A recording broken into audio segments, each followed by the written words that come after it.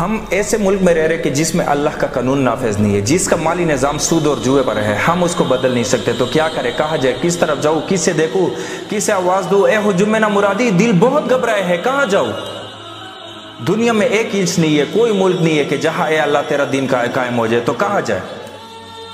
دیکھیں ہماری بندگی جزوی ہے، نمازیں ہم پڑھ رہے، روزے ہم رکھ رہے، مسجد بھی عالیشان بنائی ہے، مدرسے بھی بہت بڑے بڑے بن گئے، واقعتاً اس میں کوئی شک نہیں، لیکن سوال یہ ہے کہ اوپر جو چھت ہے وہ تو کافرانہ ہے، قانون تو اللہ کا نہیں ہے، کتاب و سنت کے احکام تو نافذ نہیں ہے۔ ہاں نماز ہے، روزہ ہے، زکوٰۃ ہے، حج ہے، نماز اور روزہ تو ہندوستان میں بھی ہو رہا ہے، وہ تو چند ایک مسجد ہے جنہیں وہ تاریخی اعتبار سے کہتے ہیں کہ یہ ہمارے مندر ہوتے تھے جنہیں مسجد بنایا گیا، ورنہ وہاں پر ہزاروں لاکھوں مسجد ہے جو آباد ہے، لوگ نمازیں پڑھتے ہیں، کوئی رکتا ہے انہیں؟ ہم نے یہ ملک بنایا تھا کہ یہاں اسلام کا نظام قائم کریں گے۔ نماز تو آپ جا کر امریکہ میں بھی پڑھی ہے، امریکہ کو کوئی اعتراض نہیں، لیکن تم کہو کہ یہاں اسلام کا نظام ہم قائم کریں گے، کبھی نہیں کرنے دیں گے، کبھی بھی۔ تم چاہو کہ یہاں اسلام کا معاشی نظام قائم کریں گے، کبھی بھی نہیں کرنے دیں گے، کبھی اجازت نہیں دیں گے۔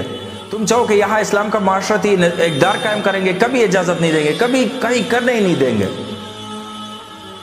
یہ ہے اس وقت جو ہمارے سامنے پیش آ رہا ہے معاملہ، پورا مغرب اس پر اڑا ہوا ہے، اسلام کا نظام کہیں نہیں آنے دیں گے۔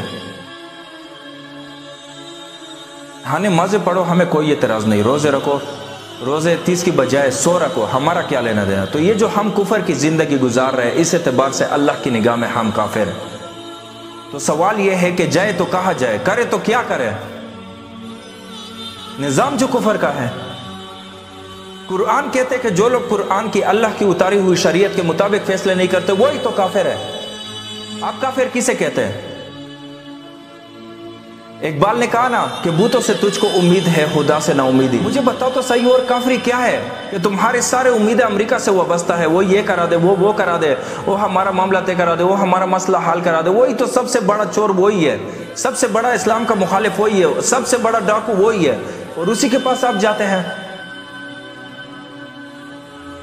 قرآن کا فتویٰ تو یہ ہے کہ تم کافر ہو، ہاں انفرادی طور پر تم مسلمان ہو، اجتماعی طور پر قومی سطح پر تم کافر ہو، یہ سورۃ مائدہ کا 7واں رکوع ہے۔ اور پھر فرمایا کہ جو لوگ اللہ کے اتارے ہوئے قانون کے مطابق فیصلے نہیں کرتے وہی تو مشرک ہے، جو اللہ کے حکم کو چھوڑ کر کسی اور کے حکم پر فیصلے کر رہے، اس سے بڑا شرک کیا ہوا؟ اور پھر تیسری مرتبہ فرمایا کہ وہی تو فاسق ہے، فاجر ہے، وہی تو سرکش ہے، وہی تو باغی ہے، وہی تو حددار ہے اللہ کے، جو اللہ کے شریعت کے مطابق فیصلے نہیں کرتے۔ اب آپ ان تین آیتوں کو سمجھ لیجئے کہ ہم کہاں کھڑے ہیں، کیا کر رہے ہیں۔ دیکھیے میں آپ کو ایک مثال دیتا ہوں کہ ہماری آبادی کا میں سمجھتا ہوں اکثریت وہ ہے کہ جو نماز اور روزے کی پابند نہیں ہے۔ ان چیزوں کا چرچا زیادہ تر شہروں میں بہت زیادہ ہے، دیہات میں بہت کم رہ گیا ہے، بہت کم۔ ہماری 70% آبادی دیہات کے اندر ہے۔ اچھا جو نمازیں پڑھتے ہیں، روزے رکھتے ہیں، خاص طور پر شہروں کے کاروباری لوگ، وہ بلیک مارکیٹنگ بھی کرتے ہیں، حسابات بھی غلط کرتے ہیں، جھوٹ بولتے ہیں، جھوٹا حلف اٹھاتے ہیں کہ میں حلفاً میں کہہ رہا ہوں یہ حساب صحیح ہے، جبکہ حساب غلط ہے۔ سودی کاروبار کرتے ہیں، آپ نے کاروبار کو بڑھانے کے لیے سود کا قرضہ لیا ہے بینک سے، آپ نے بلڈنگ بنانے کے لیے بہت بڑا قرضہ لیا ہے بینک سے، تو ان کی عبادت کیا ہوئی؟ تو یہ آئے ذہن میں آ گئی کہ نہیں؟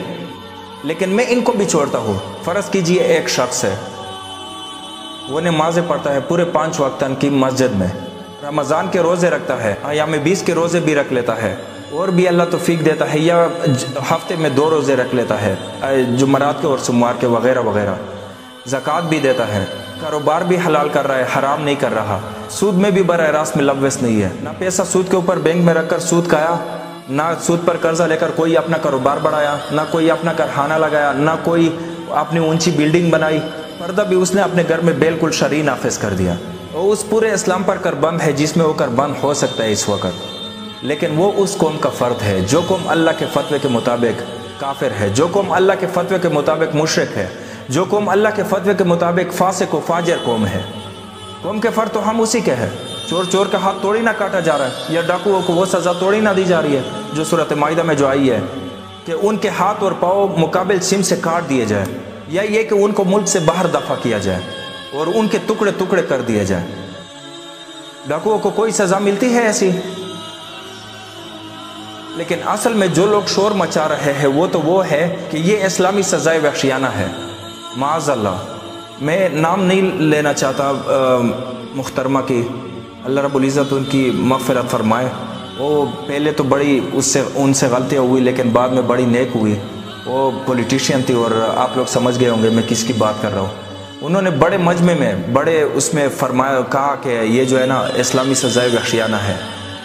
مطلب پورے پارلیمنٹ میں انہوں نے یہ اعلان کیا کہ یہ اسلامی سزائے وحشیانہ ہے، اللہ کی دی ہوئی سزائے وحشیانہ ہے. معاذ اللہ ثم معاذ اللہ ثم معاذ اللہ. یہ تو کلمہ کفر ہے. اب اس کا کیا علاج ہے ہمارے پاس؟ کیا کریں؟ میری بات کو توجہ سے سنیے، غور سے سنیے. اس نظام باطل کو ذہناً تسلیم مت کرو. اس نظام باطل کی خدمت مت کرو. Don't support it, don't serve it. اس نظام کے تحت پالنے پولنے اور دولت مند بننے کی کوشش مت کرو، بلکہ اپنی زندگی کو سکیڑو اور اپنی ضروریات کو کم کرو اور اپنے آپ کو ذرا آزاد کرو اپنا وقت، تاکہ اس وقت کو تم لگا دو ایک ایسی جدوجہد میں، ایک ایسی کوشش کہ اس نظام باطل کو جڑ سے اکیڑ کر پھینکنا ہے اور اس کی جگہ نظام حق، نظام دین نافذ کرنا ہے. یہ جدوجہد اگر کرو گے، تن من دن لگاؤ گے تو یہ کفارہ ہو جائے گا کہ تم کافرانہ ملک میں رہ رہے تھے جس کا نظام کافرانہ تھا. تم چاہے اپنے آپ کو مسلمان سمجھتے تھے لیکن نظام تو کافرانہ تھا جس کے تحت تم زندگی گزار رہے تھے. ہاں اگر یہ کرو کہ اے اللہ میں نے اس نظام کو ذہناً تسلیم نہیں کیا، اے اللہ میں نے اس کی خدمت نہیں کی، اے اللہ میں نے اس کو سپورٹ نہیں کیا، اے اللہ میں نے اس کے درمیان اس کے نیچے رہتے ہوئے عشق کرنے کی کوشش نہیں کی، اے اللہ بلکہ میں نے اپنی ضروریات کو کم سے کم کر کے وقت نکالا اور اس نظام کے خلاف جدوجہد کی، اس نظام کو جڑ سے اکیڑ کر پھینکنے کی کوشش کی اور تیرا نظام لانے کی جدوجہد کی، لیکن لا نہیں سکے. تو اے اللہ ہم کیا کریں؟ ہمارے اختیار میں تو نہیں. وہ آئے گا تو اسی وقت تیری مرضی ہوگی، تیرا منشا ہوگا، لیکن ہم نے اپنی زندگی لگا دی. ہاں اگر تو یہ ہے تو کفارہ ہو گیا، اللہ کے عذاب سے آپ بچ جائیں گے.